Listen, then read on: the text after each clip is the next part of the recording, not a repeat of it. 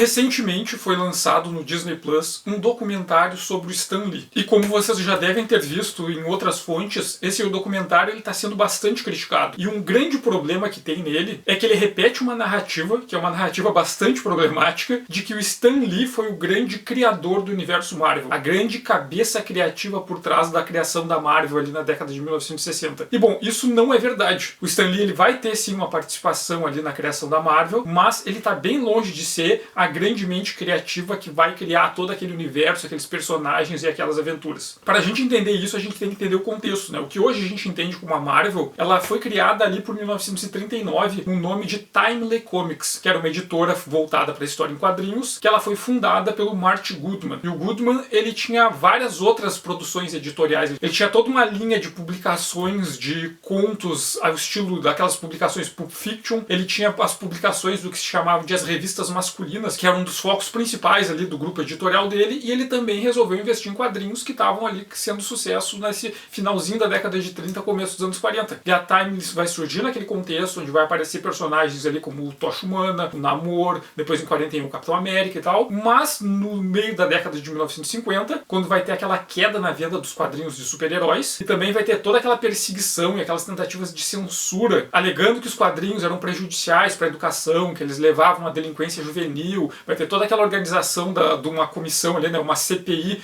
da Comissão de Atividades Anti-Americanas investigando os quadrinhos, e que vai levar à criação do Comic Code Authority. Nesse momento, a Timely, ela também vai perder vendas, né? Ela também vai quase quebrar, e no final ali da segunda metade dos anos 50, ela vai tentar se reestruturar usando o nome de Atlas Comics. E nesse contexto, o Goodman, ele vai despedir quase todo mundo que trabalhava na Timely. E quem vai ser mantido na empresa vai ser o Stan Lee. E não é por acaso. O Stan Lee vai ser mantido porque o Stan Lee era primo da esposa do Goodman. Então ele era um cara que ele era da família. Então todo mundo vai ser mandado pra rua, mas o Stan Lee vai manter o emprego dele como editor-chefe e ele vai passar a trabalhar com os outros artistas como freelancers. Ninguém vai ter contrato fixo, vai todo mundo trabalhar contratados para obras específicas, para trabalhos pontuais. Apesar de que vários desses artistas vão trabalhar bastante, assim. E nos anos 50, quando a Timely se reestrutura com esse nome Atlas, um dos caras que o Stan Lee vai chamar para trabalhar ali com eles vai ser o Jack Kirby, que o Jack Kirby era um autor que já tinha bastante renome, é um dos criadores do Capitão América, tinha todo já um histórico de produção de quadrinhos, era um cara experiente, e é mais ou menos nesse contexto que eles vão estabelecer o que vai ser chamado depois de um método Marvel, que é o método de produção deles de história em quadrinhos. Então como é que funcionava? O Stan Lee, ele partia de uma premissa, ele criava um resumo de um parágrafo mais ou menos. Por exemplo, exploradores entram numa caverna, lá eles encontram um povo lesma, esse povo de lesmas humanoides saem da caverna, tentam dominar o mundo, aterrorizam a humanidade, daí alguém descobre que pimenta é o único ponto fraco do povo lesma e usa isso para derrotar eles, ponto. Mais ou menos assim, ele criava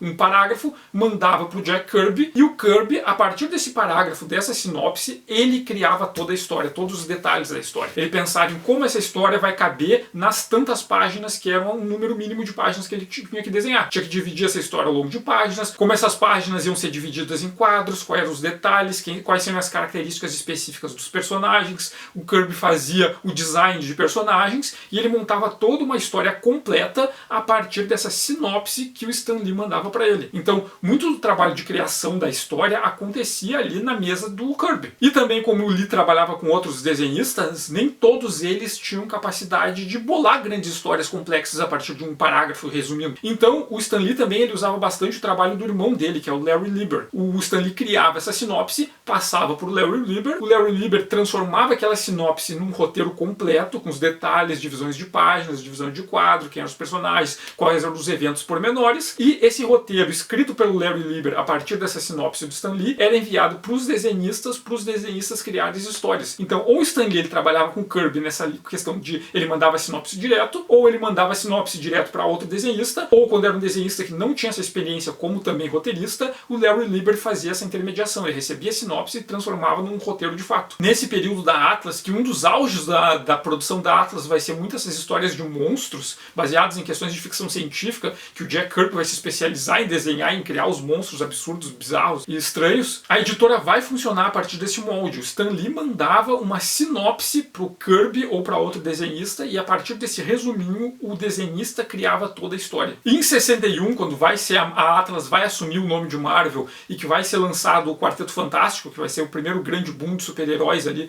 desse período da Marvel, o Quarteto Fantástico ele vai ser bolado mais ou menos nesse modelo. O Stan Lee criava uma sinopse, passava pro Kirby e o Kirby fazia toda a história. E esse é um modelo de trabalho que a Marvel vai manter ao longo da década de 1960. Então tem, por exemplo, o John Romita, que é outro desenhista importante da Marvel, que faleceu agora recentemente. O John Romita contou como funcionava mais ou menos o processo. O Jack Kirby, ele tinha um estúdio no porão da casa dele, e ele trabalhava lá. Então ele ia no prédio da Marvel só uma vez por semana, para levar os desenhos prontos, as páginas já desenhadas. Nesse processo, no dia da semana que ele ia até lá o prédio da Marvel, o escritório da Marvel, para entregar os desenhos prontos, na hora de ir embora depois do expediente, o Stan Lee, que tinha carro, dava carona pro Jack Kirby e pro John Romita, porque eles moravam pro mesmo lado. E enquanto eles estavam voltando para casa depois do expediente, segundo o John Romita, o Kirby e o Lee iam conversando ao longo dessa viagem de carro, voltando para casa depois do expediente, sobre quais seriam os temas das próximas histórias. E depois que o Jack Kirby chegava em casa, ele passava a semana desenhando essas histórias que eles tinham conversado a respeito no carro. E depois, na semana seguinte, ele entregava as histórias já desenhadas e prontas. Então a dinâmica de trabalho dos dois era o Stan Lee e o Jack Kirby, eles conversavam sobre um tema, o Stan Lee soltava um ponto, que tal se a gente fizer uma história sobre isso? Conversavam, tinha um bate-bola, o Kirby ia para casa e ele desenhava, ele pensava como essa narrativa que eles bolaram, essa conversa deles, poderia virar uma história em quadrinhos de fato, como isso seria dividido em páginas, dividido em quadros, quais seriam os pormenores. E o John Romita conta também que, geralmente, quando o Kirby entregava os desenhos prontos pro Stan Lee, o Stan Lee resmungava, porque ele dizia, pô, o Jack esqueceu um monte de coisa, o Jack inventou um monte de coisa que não estava na nossa conversa. Então, o Jack Kirby, ele esquecia muitas das coisas que o Stan Lee sugeria para ele, mas ele também criava muito em cima daquilo. Então, tem vários detalhes, acontecimentos pormenores da história, era tudo da cabeça do Jack Kirby. E um caso bem famoso é o caso da história do Quarteto Fantástico, em que o Galactus aparece pela primeira vez, porque numa dessas conversas o Stan Lee sugeriu pro Kirby a história do Quarteto Fantástico, que ia chegar um gigante extraterrestre que devora mundos. E o Jack Kirby foi para casa e desenhou toda a história em todos os detalhes e todos os pormenores. Só que quando ele chegou na semana seguinte com a história pronta, o Stan Lee pegou aquela história e viu que o Kirby ele tinha criado várias coisas novas, inclusive um personagem novo, que era o Surfista Prateado. O Surfista Prateado em nenhum momento esteve nessa conversa que o Stan Lee teve com o Jack Kirby. O Jack Kirby criou o Surfista Prateado depois sozinho e incluiu na história. E depois que o Stan Lee recebia as páginas do Jack Kirby ou dos outros desenhistas prontos, o trabalho do Stan Lee era, ele escrevia os diálogos. Ele completava os balões e colocava os diálogos de fala de cada um e colocava as narrações dentro das caixas de texto de narrador. Então o trabalho criativo do Stan Lee, a maior parte dele era bolar os diálogos. Às vezes alguns desenhistas traziam o texto pronto já com os diálogos separados, o que cada personagem falava. Só que o Stan Lee adaptava, porque se tinha uma coisa que o Stan Lee era bom em fazer, era em falar, era em conversar. Então ele pegava aquelas falas e meio que adaptava para aquilo ali parecer de um jeito mais legal, para ficar uma fala mais estilosa, para ser mais popular e fazer mais sucesso. Então uma das habilidades do Stan Lee era essa, e a parte criativa dele era isso, era pegar as histórias já prontas, desenhadas, e escrever os balões de fala. E às vezes eles tinham alguns problemas com alguns desenhistas que não gostavam, que ele mudava muita coisa. E nesse processo todo, no final, os créditos iam como roteiros Stan Lee, arte Jack Kirby. Ou se fosse outro parceiro, ia ser roteiros Stan Lee, arte um desenhista responsável. Só que o Stan Lee, ele se creditava como roteirista, só que muitas vezes ele tinha bolado um argumento só, que ele tinha conversado com o Kirby, ou ele criava um argumento e passava para o Larry Lieber, e o Larry Lieber transformava aquele argumento em roteiro. E depois ele pegava e escrevia só os balões de fala, mas por ele escrever os balões de fala, ele achava que o roteiro era dele. E ele se acreditava, como ele era o editor-chefe, o Stan Lee tinha a palavra final sobre como o texto ia na versão final, quais seriam as chamadas, quais seriam os títulos. Isso aí era ele que fechava, porque ele fechava a edição, porque ele era o editor-chefe. E ele se acreditava como roteirista. E a roteiro Stan Lee, e depois a arte e o nome do desenhista. Mesmo quando o Jack Kirby bolava o roteiro junto com ele. Ou bolava mais do roteiro do que ele. E basicamente esse era o método que vai se estabelecer ali na Marvel da década de 1960. E o caso do Surfista Prateado é um caso que é ainda mais específico, porque o Surfista Prateado foi esse personagem que o Kirby criou sozinho. A ideia geral da vinda do Galactus, o Stan Lee participou, mas o Kirby bolou sozinho o Surfista Prateado e trouxe, entregou, olha só, criei um personagem novo e meti na história, tá aqui ele. E o Stan Lee depois decidiu como seriam as falas, a forma final do diálogo dessa primeira história do Surfista Prateado. Mas o Jack Kirby, ele queria muito lançar uma revista solo do Surfista Prateado. Era uma coisa assim que ele incomodava bastante o Stan Lee. Ele chegava lá e pedia o tempo todo, olha só, deixa eu fazer uma revista solo do Surfista Prateado, deixa eu fazer uma revista do Surfista Prateado. E o Stan Lee nunca deixava, porque ele dizia, olha só, não tem como, a gente já tem tantas publicações em banca, não tem verba para investir mais uma, não tem como colocar mais uma no mercado, porque tem um limite de produções que eles davam conta. Só que um dia o Jack Kirby passou na banca e viu uma revista do Surfista Prateado. Porque ao mesmo tempo que o Stan Lee negava pro Jack Kirby, dizendo que eles não podiam lançar o Surfista Prateado porque não tinha espaço ali na grade, não tinha orçamento, porque achava que não ia vender, o Stan Lee, ele bolou uma revista do Surfista Prateado pelas costas, sem o Jack Kirby saber. E chamou o John Buscema para desenhar e não contou pro John Buscema que o Jack Kirby queria desenhar, queria fazer uma história do Surfista Prateado. Então Kirby criou o Surfista Prateado, ele criou o personagem, ele queria muito criar uma revista própria do Surfista Prateado, porque ele tinha histórias que ele queria contar com o Surfista Prateado. Stan Lee disse que eles não podiam, porque eles não tinham condições, mas pelas costas do Kirby, ele lançou a revista sem o Kirby participar e não contou pro Kirby. O Kirby só ficou sabendo quando a revista já estava pronta. E isso vai ser um dos fatores que vai ser assim muito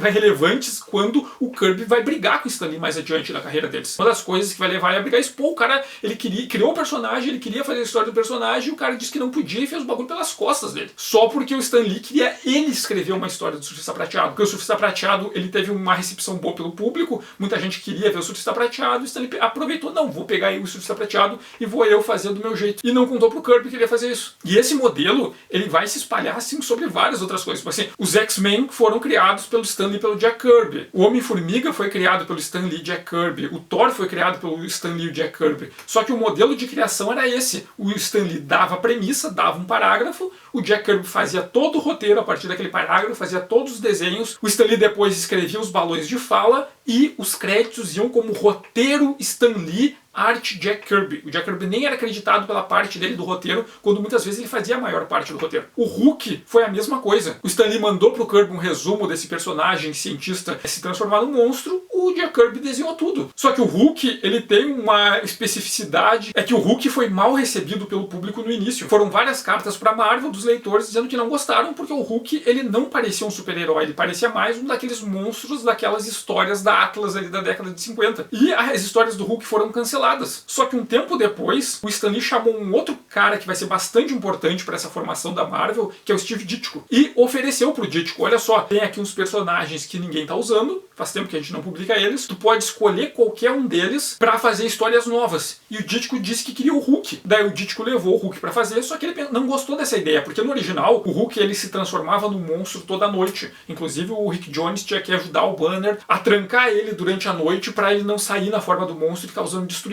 Só que daí o Ditko teve uma ideia. E se, ao invés do Hulk se transformar nessa criatura monstruosa todas as noites, ele se transformasse só quando ele ficasse furioso, independente do horário do dia. Então a ideia do Hulk se transformar quando ele fica irritado, que hoje é um dos elementos mais definidores do personagem, essa ideia foi do Steve Ditko. Foi ele que criou depois. E quantas vezes vocês já viram o Steve Ditko sendo creditado por ter incluído no Hulk essa característica do personagem que se transforma só quando fica irritado? Que é uma das características essenciais que vai definir o personagem. Só isso saiu da cabeça do Ditko. E ele é um cara que ele não é acreditado por isso. O Doutor Estranho é um outro personagem que ele é acreditado, a criação dele como sendo de Stan Lee e Steve Ditko, só que o Ditko criou todo sozinho. Ele chegou um dia na Marvel com a história do Doutor Estranho pronto. Olha, tá aqui, criou um personagem do Doutor Estranho. E o Stan Lee escreveu os balões de fala. Sendo que o Ditko já tinha escrito os balões, o Stan Lee modificou, o Ditko sempre ficava bravo, uma briga que eles tinham porque o Stan Lee mudava as falas que ele tinha criado, ou então botava onomatopeias, ou então ele colocava linhas de movimento e mexia no desenho, o Ditko sempre ficava bravo com ele, mas a criação do personagem tá lá como criado por Stan Lee e Steve Ditko, e tá roteiro Stan Lee, arte Steve Ditko, sendo que o Steve Ditko criou a história toda original. O Homem de Ferro é mais um dos casos, inclusive na divulgação desse documentário do Stan Lee tá lá Stan Lee, o criador do Homem de Ferro, né, porque querem associar ele com o universo cinematográfico da Marvel, né, que o Homem de Ferro é uma das grandes estrelas ali, um dos carros-chefe. Só que o Homem de Ferro foi assim, o Stan Lee, ele bolou a ideia de, um super-herói que veste uma armadura, largou pro Jack Kirby, o Jack Kirby, ele fez os rascunhos de um bonecão de ferro, mas não tinha tempo, ele já estava com vários outros trabalhos, ele não tinha como desenhar mais uma revista. Aconteceu que esse resumo foi parar na mão do Larry Lieber, que é o irmão do Stan Lee, que é outro cara que trabalhou bastante na Marvel e não costuma ser acreditado, e o Larry Lieber transformou aquilo num roteiro, essa ideia do empresário cria armas e ele é capturado na guerra e tá com um ferimento no coração vilão obrigam ele a fazer uma arma, só que em vez de fazer uma arma, ele cria uma armadura para manter ele vivo, o coração dele funcionando, ele conseguir escapar. Larry Lieber escreveu essa história toda. E quem desenhou? Don Heck. Porque o Jack Kirby, que tinha criado o rascunho original, ele estava lá sobrecarregado. Então o Don Heck pegou para desenhar a história, só que ele refez o design. Então aquela primeira armadura do Homem de Ferro, que parece um escafandro, aquela armadura é um design criado pelo Don Heck. E daí quando a gente vê os créditos do Homem de Ferro, tá lá criado por Stan Lee, Larry Lieber e Don Heck. Só que foi o Larry Lieber e o Don Heck que fizeram o trabalho todo. Posteriormente, o Kirby conseguiu espaço na agenda dele e desenhou algumas histórias posteriores do Homem de Ferro. Uma característica que vai ser acrescentada nessas histórias posteriores, que já é o Kirby que desenha, é que a armadura do Homem de Ferro passa a ser dourada. Inclusive, um dos epítetos do personagem é o Vingador Dourado por causa disso. Só que o Kirby depois ficou super carregado de novo, e para quem que deram os desenhos do Homem de Ferro? Pro Steve Ditko. O Steve Ditko assumiu os desenhos, foi desenhar, só que ele olhou para aquela armadura e achou feia pra caramba, aquele escafandro grandalhão, parece o cara dentro de um tonel, e ele decidiu que ele ia redesenhar a armadura. Então, o Steve Ditko, ele redesenhou a armadura do Homem de Ferro, de um jeito que ele achava mais interessante, que é aquela armadura vermelha com o rosto dourado, que se tornou a iconografia principal do Homem de Ferro. Aquela armadura ela foi criada pelo Steve Ditko. O Homem de Ferro era um tonel dourado. O Steve Ditko criou aquela armadura que é toda proporcional no formato do corpo, vermelha, o elmo dourado, aquele círculo dourado no peito. Isso aí foi o Steve Ditko que criou. Quantas vezes vocês viram o Steve Ditko ser creditado por ter criado a iconografia do Homem de Ferro? Outro caso que a gente pode citar é o Demolidor. O Demolidor, o título original dele é Daredevil. E esse nome Daredevil era um super-herói mais antigo, que estava em desuso há muito tempo. E a Marvel, se não usasse esse nome Daredevil, eles iam perder os direitos sobre o nome. Então o Stan Lee decidiu que eles tinham que fazer alguma coisa com aquele nome, porque senão eles iam perder a marca. Então o que ele fez? Ele chamou o Bill Everett. O Bill Everett tinha sido o criador do Namor lá em 39. E naquele momento, nos anos 60, ele estava trabalhando como desenhista publicitário. E o Stan Lee chamou ele e disse: bah, a gente precisa de uma versão nova do Daredevil, vai aí e cria uma versão nova do Daredevil. O Bill Everett recebeu aquilo e pensou: bah, como eu posso criar uma versão nova desse cara? E daí ele bolou essa ideia de um advogado cego, porque ele sofreu um acidente com um líquido radioativo de um caminhão, ele ficou cego, só que ele ampliou os outros sentidos. O pai dele era um lutador que foi assassinado, ele queria descobrir quem foi o culpado por matar o pai dele e tal. Isso tudo foi bolado, todo esse roteiro foi bolado pelo Bill Everett. O Bill Everett desenhou uns 2/3 da primeira história do Demolidor, só que ele tinha um outro emprego como desenhista publicitário, ele estava sobrecarregado e ele mandou a parte que ele tinha feito da história e disse: olha só, não vou conseguir desenhar o final dentro do prazo, arrumem outra pessoa para terminar a história. Quem foi chamado para terminar a primeira história do Demolidor? Steve Ditko. Então Steve Ditko desenhou o final da primeira história do Demolidor. Então o Bill Everett escreveu o roteiro da primeira história do Demolidor e desenhou a maior parte. O Steve Ditko desenhou o final da história. E o Stan Lee escreveu os diálogos depois nos balões. E os créditos da criação do Demolidor tá Demolidor criado por Stan Lee e Bill Everett. O que o Stan Lee fez foi dizer pro Bill Everett: olha, cria um personagem com o nome de Daredevil, e depois escreveu os diálogos nos balões de fala quando o roteiro e o desenho estava pronto. O Ditko nem ele é citado, porque também ele não foi o criador, ele pegou a história já pronta, mas ele terminou os desenhos, mas o trabalho foi todo do Bill Everett, e tá lá primeiro o nome Stan Lee e depois Bill Everett. O que aconteceu com o Demolidor foi que também o Ditko não tinha tempo para desenhar essa história. Então Stan Lee chamou o Hollywood para assumir como desenhista do Demolidor. Só que o Hollywood é um autor já experiente, né? Um cara que ele fazia histórias de crime lá antes do Comic Code Authority. É um autor que trabalhou para IC, para várias outras editoras, e ele começou a entrar nesse método Marvel, e uma hora ele ficou indignado, porque ele começou a entender que, peraí, o Stan Lee mandava um resuminho para ele tinha que fazer todo um roteiro em cima do resumo, ele tinha que depois fazer todo o desenho, e no final ele era acreditado só pelo desenho, e ele era pago só pelo desenho. Então ele estava trabalhando como roteirista, sem ganhar o crédito de roteirista e sem ganhar o pagamento de roteirista. E o Hollywood se indignou com o Stan Lee, disse: pô, se vai ser dessa forma, então ele assume de vez o roteiro e ser acreditado e ser pago como roteirista também. Então, pra estar lá, roteiro e desenho de Hollywood. E o Stan Lee acabou concordando e deixando o Hollywood fazer todo o roteiro sozinho, né, que ele já fazia praticamente quase sozinho, só que sem o resumo do Stan Lee, e ser acreditado como roteirista. Só que, ao mesmo tempo que o Stan Lee aceitou fazer isso, na edição ele colocou um texto: ah, o Hollywood sempre quis escrever um roteiro sozinho, então o Stan Lee deixou ele fazer esse roteiro. Mas sabe-se lá o que vai acontecer nessa história, provavelmente vai ser algo muito diferente diferente. E o Hollywood, quando ele viu isso, ele ficou muito bravo, porque o Stan Lee não só fez piada, deboche com ele, como escreveu isso na publicação, ele escreveu isso no início ali da página. E o Hollywood ficou muito bravo, daí ele largou o Demolidor. E daí o que fez? O Stan Lee ele teve que arrumar outro desenhista e ele assumir. E a primeira edição sem o Hollywood, ele disse: o Hollywood não quis mais escrever o Demolidor e foi embora e não deixou pra gente as explicações do final de como a história termina. Então o Stan Lee vai ter que improvisar para tentar consertar os furos. E o Hollywood, quando viu isso depois, ficou mais bravo ainda. E ele ficou de mal com o Stan Lee pro resto da vida. Porque o Stan Lee não só não dava os créditos para ele, colocava o nome dele como sendo roteirista, quando era o Hollywood que fazia de fato os roteiros do Demolidor desse período. Quando o Hollywood pediu para ser acreditado, o Stan Lee fez piada na revista com ele. E quando ele saiu, o Stan Lee fez piada de novo. Então o Hollywood ficou de mal com ele pro resto da vida. E daí a gente tem o caso do Homem-Aranha. O Homem-Aranha foi bolado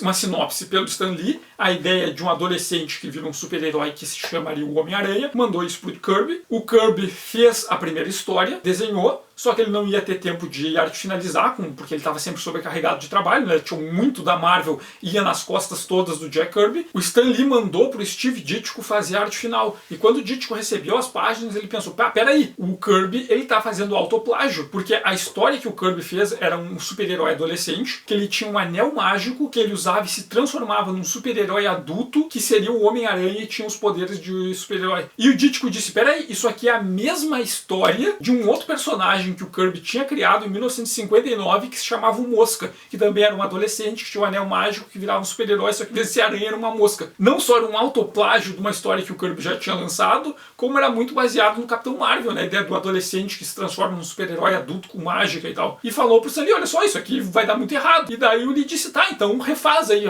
arruma como dá. E daí o Ditko teve a ideia da aranha radioativa que pica o Peter Parker, ele ganha os poderes, ele não captura um ladrão que depois mata o tio dele, e ele se sente responsável por não ter impedido a morte do tio dele. Isso aí foi o Steve Ditko que fez, entregou pro Stan Lee, e Stan Lee escreveu uns balões. Então muito do Homem-Aranha que a gente conhece saiu da cabeça do Steve Ditko. Só que o Homem-Aranha, ele foi uma briga, ele foi uma tensão muito grande entre o Stan Lee e o Steve Ditko, porque eles disputavam bastante em como a história ia acontecer, assim. Porque uma das coisas é que o Stan Lee, ele queria muito que o Homem-Aranha tivesse histórias que fossem baseadas em coisas mais próximas possíveis da realidade, assim. A ideia desses criminosos, ladrões e outras coisas. E o Ditko, ele queria botar muita ficção científica e muita fantasia no Homem-Aranha. Então eles tinham aquela disputa, o Stan Lee tentava controlar o Ditko, e o Ditko queria colocar coisas bizarras, assim, ficção científica, ETs, máquinas que fazem coisas malucas, criaturas bizarras e tal. E outro ponto da atenção deles é que tem esse mito: o Stan Lee humanizou os super-heróis, o Stan Lee colocou essa característica mais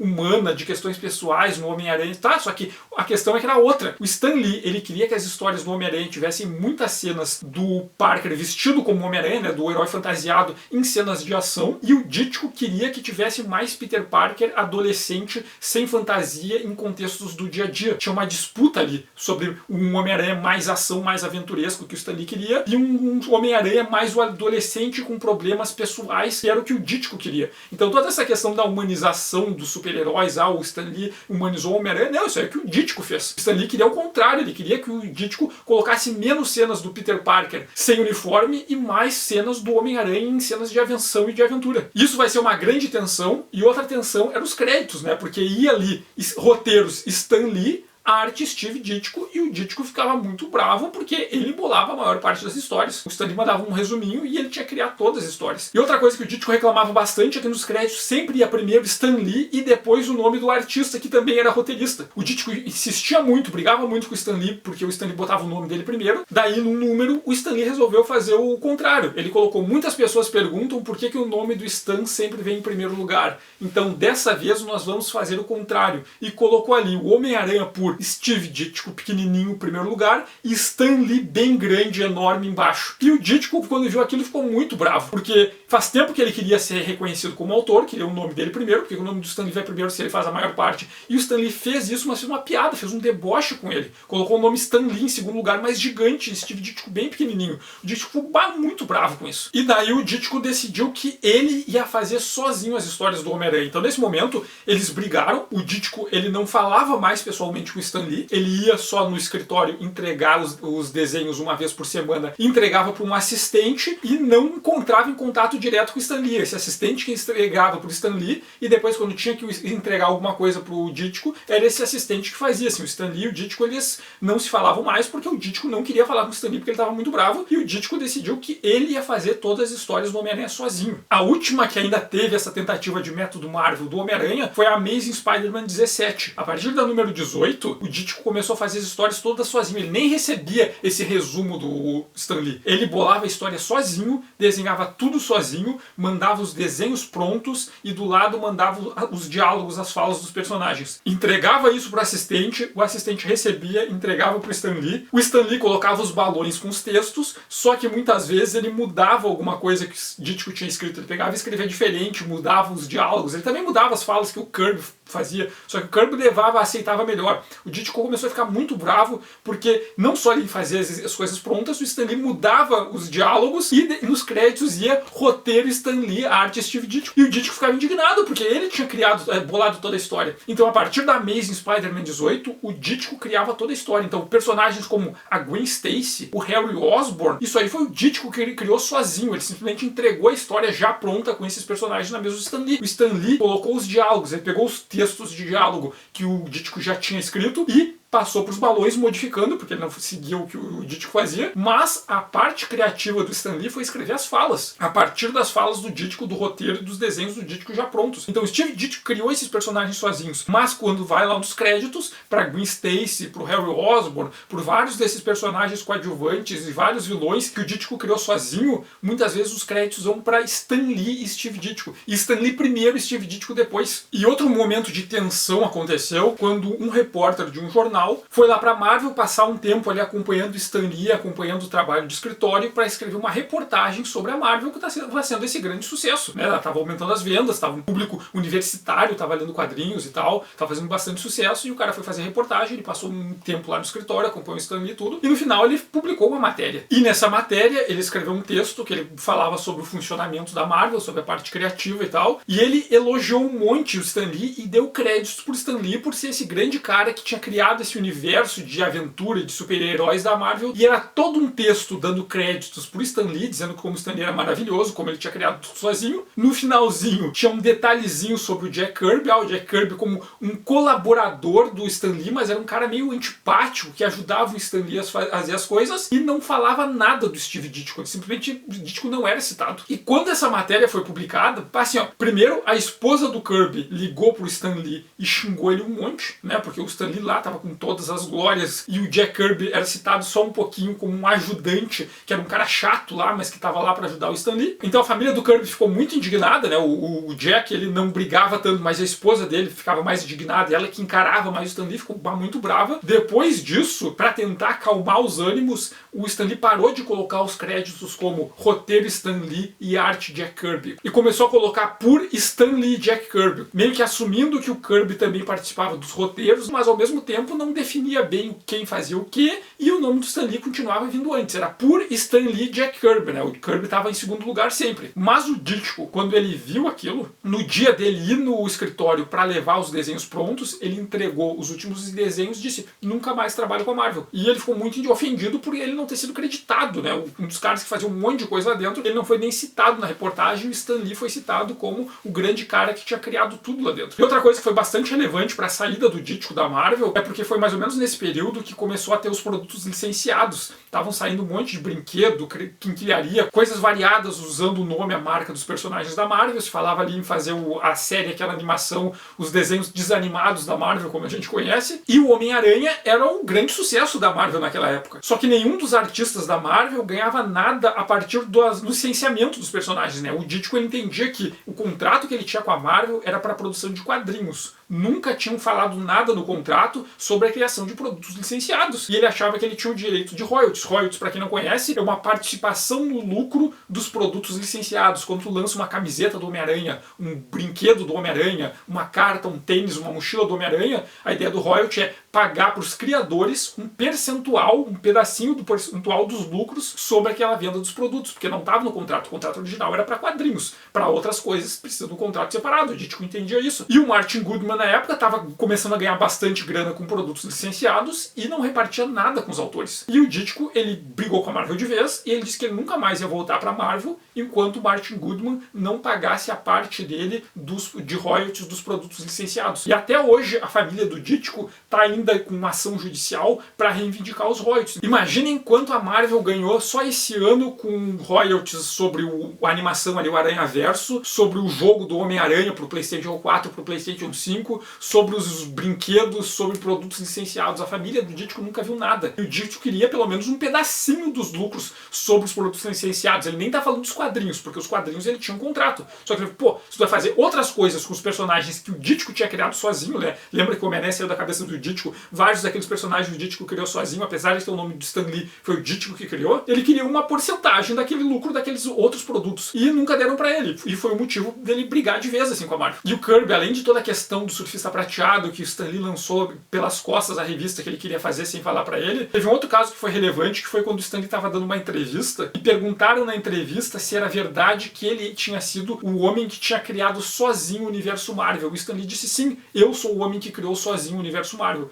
Jack Kirby ficou muito indignado com aquilo. E foi outro dos motivos da briga também, porque o Ditko brigou com o Stan Lee, o Jack Kirby brigou com o Stan Lee, a esposa do Jack Kirby ficou mais brava com o Stan Lee do que o Jack Kirby, o Hollywood brigou com o Stan Lee, então muita gente que trabalhava na Marvel naquela época, todo mundo ficou de mal com o Stan Lee. Porque o Lee, ele era o cara que era o editor-chefe, ele tinha a palavra final sobre como a revista ia pra banca, qual o texto ia escrito ali, ele é o cara que respondia à sessão de cartas no começo, ele escreveu editorial, então ele se comunicava com as pessoas, ele fazia essas piadinhas com os colegas que ofendiam muita gente, o Ditko ficava ofendido, o Hollywood ficou ofendido. E quando tinha essas entrevistas, o Stan Lee era um cara que ele tinha aquela habilidade de falar em público. Nisso ele era muito bom, em falar em público, em se comunicar. O Steve Ditko era um cara que, pelo contrário, ele não conseguia falar em público, ele não conseguia interagir socialmente. Era uma pessoa que tinha sérios problemas de interação social. Botava os dois na frente de uma câmera, na frente de uma plateia, numa convenção, o Stan Lee aparecia, o Ditko sumia ali, porque ele não sabia se comunicar. Inclusive o Ditko, ele tentou ir em convenção, ele não foi muito bem lá, não gostou, não conseguiu se entender, depois ele não queria mais aparecer. Ele se tornou um cara recluso, assim, ele não gostava de sair em público, porque ele tinha esse problema de interação social. E o Stan Lee,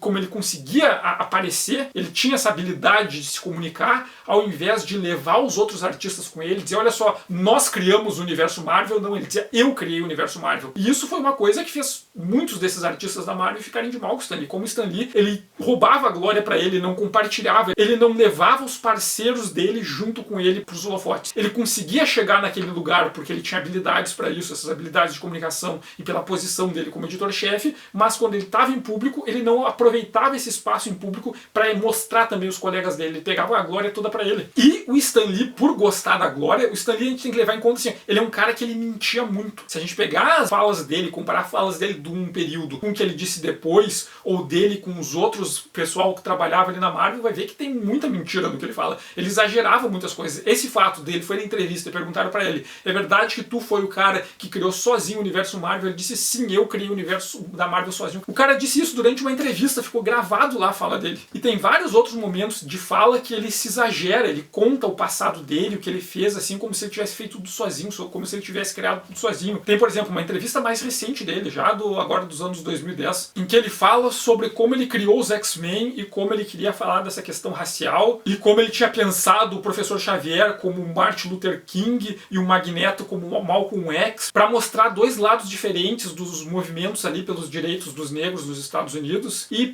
primeiro assim, ele não criou os X-Men sozinho, ele criou os X-Men com o Jack Kirby, né? Ele criava uma sinopse, mandava pro Kirby e o Kirby desenhava tudo e bolava a maior parte do roteiro. Só que se tu olhar os X-Men dos anos 60, o Magneto, ele não tem nada de Malcolm X. Os X-Men dos anos 60 são bem maniqueístas, o Magneto é mau. Ele é mostrado como um vilão mesmo, assim, não tem meio termo no Magneto. Inclusive o grupo do Magneto é da Irmandade dos Mutantes Malignos. Malignos, sabe? Tá ali no nome dele. O Magneto, ele só vai adquirir um tom mais ambíguo, mais cinza, quando o Chris Claremont assume os X-Men lá nos anos 70. Nas últimas aparições do Magneto, antes da segunda formação dos X-Men, o Magneto tem aquele momento que ele é transformado em bebê. E daí o Claremont, quando assume, vai ter toda aquela história que o Magneto tá bebê lá na Ilha Muir, e o Eric Scarlatti vai lá e transforma ele em adulto de novo, e a segunda formação dos X-Men tem que lidar com o Magneto a primeira vez, eles tomam uma surra, né? O Colossus e o Wolverine Stanley lá são jogados de um lado pro outro como se fossem bolas ali, né? Eles são de metal. Claremont, ele dá toda uma ambiguidade pro Magneto a partir dessa história. Quando o Magneto depois vai se confrontar com os X-Men de novo, o Magneto já começa a se mostrar como esse sujeito ambíguo. E tem uma entrevista do Claremont, lá dos anos 90, no período que ele parou de escrever os X-Men, ali quando o Jim Lee vai assumir, que é o período que ele para de ser o roteirista depois de ter escrito os X-Men por 17 anos. E nessa entrevista, estão conversando lá sobre o Claremont, sobre alguns pontos, né, como ele desenvolveu os personagens ao longo desses 17 anos, e o Claremont conta que ele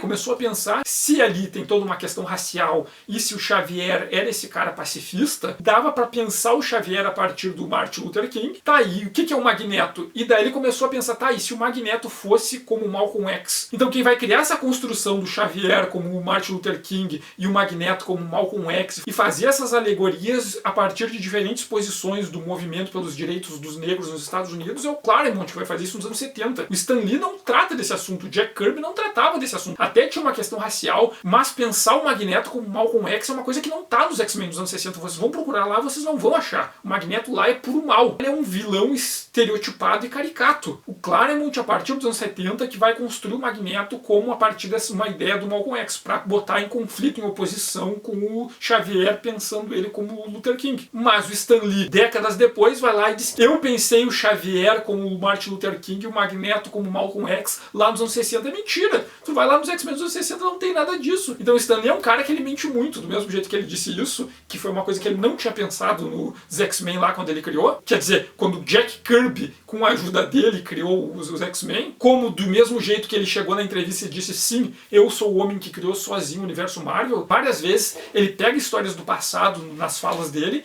e aumenta, ressignifica, modifica e dá muito mais destaque pra ele do que realmente foi o papel dele naquele momento de criação. Então o Stan Lee é um cara que a gente não pode levar literalmente a sério tudo que ele diz. E se a gente comparar o que ele disse com coisas que ele disse em outro momento da vida dele, em outro contexto histórico, tu vai ver que ele se contradiz. Ele se contradiz em relação aos outros e ele se contradiz em relação a ele próprio. O Stan Lee é um grande contador de histórias sobre ele próprio. O Stan Lee que a gente conhece é um personagem fantástico criado pelo Stan Lee. Então quando nós temos contato com essas histórias do Stan Lee, nós temos que imaginar, peraí, isso muito daí é aumentado, muito aí é memória construída, é memória exagerada e é uma narrativa fantástica. O Stan Lee conta a vida dele como se ele fosse uma dessas maravilhas, desses heróis fantásticos da Marvel ali do período que ele trabalhava. Então quando a gente vê os depoimentos do Stan Lee, tem que se levar isso em conta. Esse cara, ele tá exagerando, ele tá contando uma história de um super-herói que é ele, né? Ele tá se mostrando como sendo um super-herói fantástico. E às vezes também o pessoal vai criticar o Steve Ditko e vai desmerecer o Steve Ditko dizendo: ah, mas o Steve Ditko era objetivista. Tá, ele era objetivista, mas o fato dele ser objetivista não significa que, não exclui que o fato de que foi ele que criou o Homem-Aranha, ele criou o Doutor Estranho, ele criou vários dos personagens do Homem-Aranha sozinho, cara. Foi ele que fez. Né? O fato dele ter se aproximado do objetivismo não tira dele o mérito por ele ter criado aquelas personagens e aquelas histórias. Pra quem não sabe, né, o objetivismo é uma corrente teórica que vai ser estabelecido ali bastante pela Ayn Rand, e é uma corrente que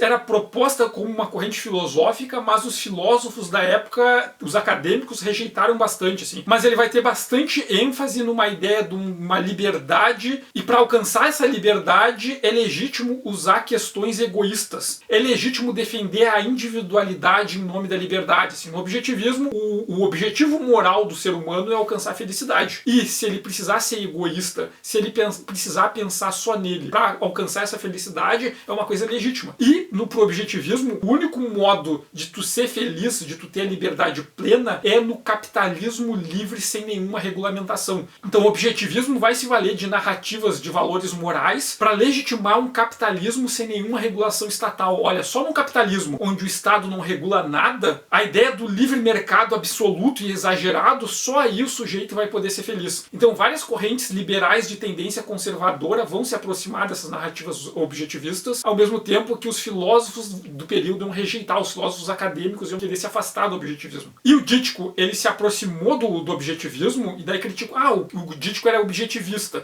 Mas se a gente levar em conta que ele se aproximou do objetivismo bem nesse momento em que ele estava brigando com o Stan Lee. E dá para entender como algumas coisas do objetivismo poderiam fazer sentido pro Steve Ditko nesse contexto. Porque a Ayn Rand, nas teorias dela, ela vai defender coisas como uma troca equivalente de valores. Se tu vai lá e produz, e trabalha, e entrega uma coisa, tu é merecedor de receber uma coisa equivalente, uma coisa proporcional. Senão tu pode exigir. E o Ditko era um cara que ele estava lá trabalhando um monte, ele olhava pro Stan Lee e o Stan Lee tava recebendo todas as glórias e ele era um desconhecido, ele não tava recebendo nada, ele não tava nem tendo o nome dele acreditado como roteirista das histórias que ele escrevia o roteiro. A Ayn Rand, na teoria objetivista dela, ela vai falar sobre a diferença de dois tipos de sujeito. O criador, que é aquele artista que produz, que manifesta a arte, que usa a criatividade para fazer coisas construtivas, e em oposição tem o parasita. O parasita é o sujeito que ele não produz nada, ele não cria nada, ele não tem criatividade, ele não tem inteligência artística. O que ele faz? Ele procura alguém que tem para ir lá e sugar, usar as habilidades dessa pessoa, desse criador, e roubar os créditos das coisas criadas pelo criador. A Ayn Rand estava falando isso, e o Steve Ditko estava vivendo num contexto em que ele criava coisas, ele produzia a arte dele, e tinha um cara ali que estava ganhando dinheiro, estava ganhando fama, estava ganhando renome e créditos pelas coisas que ele fazia. Então quando o Ditko lia essas coisas e ele via o Stan Lee ali ganhando os créditos sobre as coisas que ele fazia, poderia fazer sentido na cabeça dele essas teorias objetivistas, porque pensar, né, o Ditko era um cara que ele tinha problemas de interação social, um cara que ele vivia recluso porque ele não conseguia se interagir com ninguém, e quando ele interagia com as pessoas, viu esses caras que se aproveitavam do que ele fazia, ficavam com a glória, ficavam com o dinheiro e levavam as coisas que ele fazia embora. Então o Ditko, num contexto de hoje, provavelmente ele seria um incel, aquele sujeito que fica em casa porque ele não consegue interagir, ele não consegue se relacionar com as pessoas, e ele fica com raiva, fica bravo com as coisas porque ele acha que o mundo está sendo injusto com ele e tal. O Ditko era um cara assim, e daí ele cai um livro da Ayn Rand na mão dele,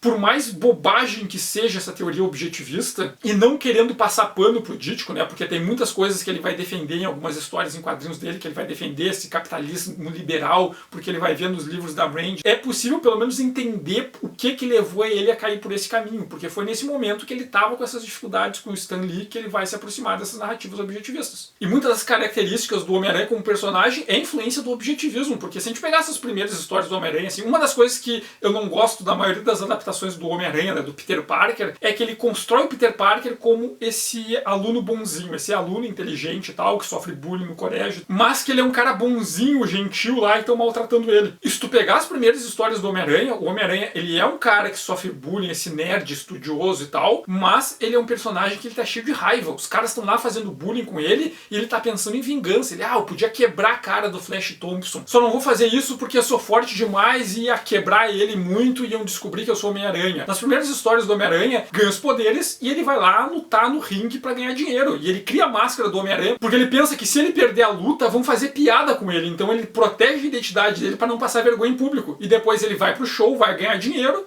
No final da primeira história, ele só prende o criminoso porque matou o tio dele. Logo depois tem a história que ele invade o QG do Quarteto Fantástico pra brigar com o Quarteto Fantástico porque ele quer ser contratado pelo Quarteto Fantástico pra ser um herói do Quarteto Fantástico e ganhar o salário. Daí quando ele descobre que o Quarteto Fantástico não paga salário, ele vai embora. Então não vou ganhar dinheiro, vou embora, e vai xingando ainda. Vocês vão se arrepender por não ter me deixado fazer parte do grupo. Depois, sei lá, a história do Abutre. Ele começa a tirar foto porque tem o Abutre e o Jameson oferece uma recompensa em dinheiro por quem conseguir uma foto do Abutre, e tentando tirar foto, o Abutre vê ele e acaba brigando com ele. Então ele prende o Abutre porque ele queria ganhar dinheiro e o Abutre ataca ele. A história do Camaleão também. O Camaleão tenta incriminar o Homem-Aranha. Então, nas primeiras histórias, quando ele briga com vilões, é porque ele tá tentando ganhar dinheiro e os vilões se colocam no caminho dele e atacam e eles usam pra se defender. Quando ele salva o filho do Jameson, que era o astronauta, era porque o Jameson tava falando mal dele nos jornais, lá na imprensa, e ele queria melhorar a reputação dele, só que ele salva o cara e o Jameson continua falando mal dele, dizer que ele tinha sabotado a nave. E ele fica mais bravo ainda. Então todas as primeiras histórias do Homem-Aranha, ele é um cara que ele tá tentando ganhar grana, ele tá em muita raiva, ele quer descontar no mundo o ódio dele, e por acaso ele acaba agindo como herói. Ele só vai atuar como herói mesmo quando ele luta com o Octopus, que ali ele toma uma surra do Octopus e tal, e tem todo uma repensar na posição dele. Depois na Amazing Spider-Man 4, ali quando tem o Homem-Areia, daí ele já começa a se comportar um pouco mais como um herói, a ideia de um super-herói, um cara que vai lá e prende os criminosos e tenta ajudar as pessoas. Então tem todo um processo de mudança da mentalidade do Peter Parker. E no começo ele era um cara muito raivoso, um cara que ele sofria bullying e ele tava pensando em xingando de volta. O Flash Thompson fazia um bullying com ele, ele tava xingando o Flash de volta. Ele tava pensando,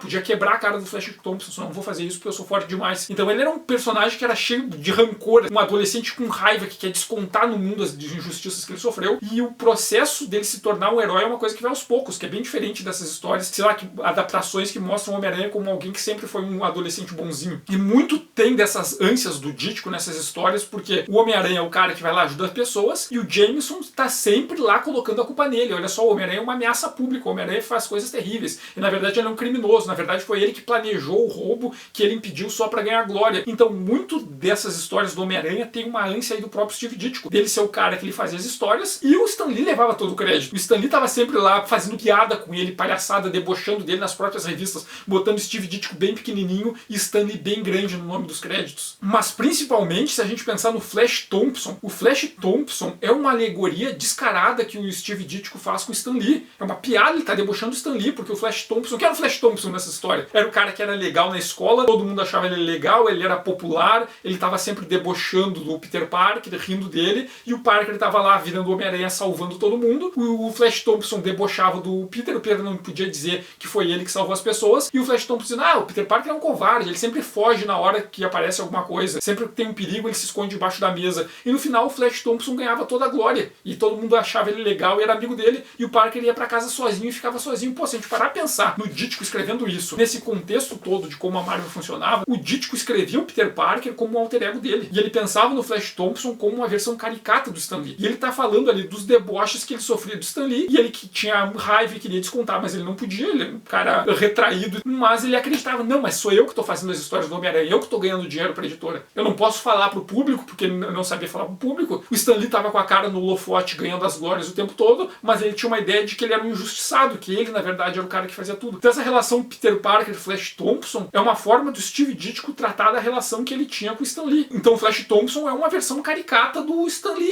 como o Ditko fazia para se vingar dos deboches que ele sofreu do Stan Lee. Era fazer o Lee como Flash Thompson. Então as grandes mentes criativas e artísticas ali que criaram o universo Marvel é primeiro o Jack Kirby e o Steve Ditko. E depois outras pessoas, tipo o Larry Lieber, o Don Heck, o John Romita, o John Buscema. Esses caras são os caras que desenhavam tudo aquilo ali e bolavam muito das próprias histórias. O Stan Lee fazia os resumos. Então são esses caras, o Jack Kirby, o Steve Ditko e esses outros, que mereciam os créditos como criadores, como as pessoas que faziam a parte criativa da Marvel. E eu não tô dizendo aqui que o Stan Lee não era importante. Stan Lee era um baita do editor. Ele é o cara que ele sabia achar os artistas certos, pegar o cara e dizer, não, esse artista aqui ele vai se dar bem com a história sobre esse tema. Esse cara aqui vai saber trabalhar com isso. Fulano aqui vai trabalhar bem com isso. Não deu certo? Ah tá, vou tirar esse cara e vou botar no outro lugar que lá ele vai funcionar. Isso o Stan Lee fazia bem, ele era um bom editor. Ele sabia organizar aquilo ali, fazer a estrutura da Marvel funcionar. E ele era um bom marqueteiro, principalmente. Ele era um marqueteiro incrível. Ele era um cara que ele sabia se comunicar com o público. Ele respondia a carta dos leitores. Ele escrevia os editoriais. Ele ia nas universidades, dava palestra, ele dava as entrevistas. Então, muito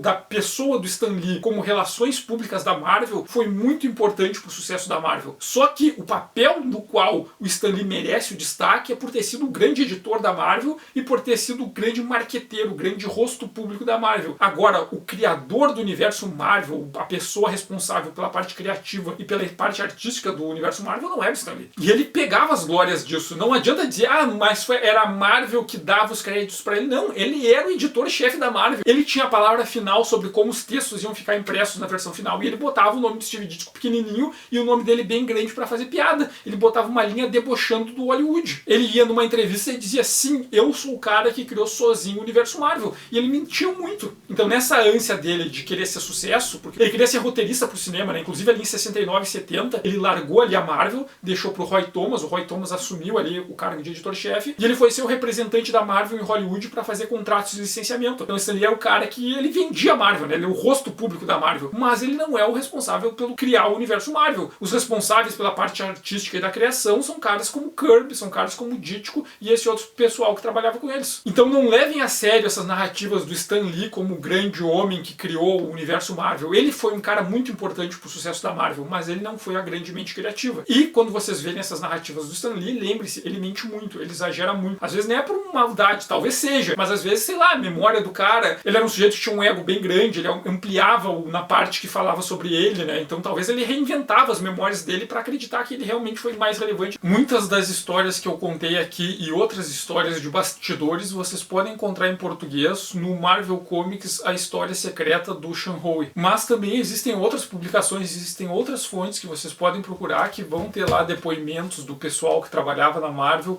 e outras versões dessa narrativa, dessa fundação, dessa criação da Marvel Comics, que são diferentes dessa, que colocam no Stan Lee um crédito por criação de toda essa parte criativa e artística da Marvel. E que é o que a Disney tem tentado vender pra gente agora, né? A Disney tem transformado Stan Lee num personagem e tentado vender esse personagem desse grande herói que teria criado tudo sozinho do nada, e com isso reforça inclusive narrativas que são interesse da Marvel e da Disney de apagar esses outros autores, porque são autores cujo atualmente as famílias inclusive estão disputando direitos sobre os personagens, estão disputando direito de royalties sobre os produtos licenciados, e a Disney tem ganhado muita grana com esses filmes, e a grande maioria dos criadores não ganha nada em cima disso. Inclusive tem vários deles que estão passando necessidade, que tem problemas de saúde, que tem outros problemas financeiros e que não estão ganhando nada, enquanto tem uma grande empresa que está lucrando milhões em cima de produtos licenciados. E eu agradeço quem assistiu até aqui, agradeço principalmente aos apoiadores do canal, que são quem tem financiado o canal e mantendo ele viável de continuar existindo. Quem ainda não conhece, eu convido para dar uma passada lá na página do Ilha Kaiju no site do Apoia-se. Peço que quem gostou aperte no curtir, compartilhem com quem vocês conhecem, com quem vocês não conhecem, que ajuda bastante o canal. Sigam o Ilha Kaiju no Twitter, Instagram e outras redes sociais. E obrigado e até o próximo vídeo.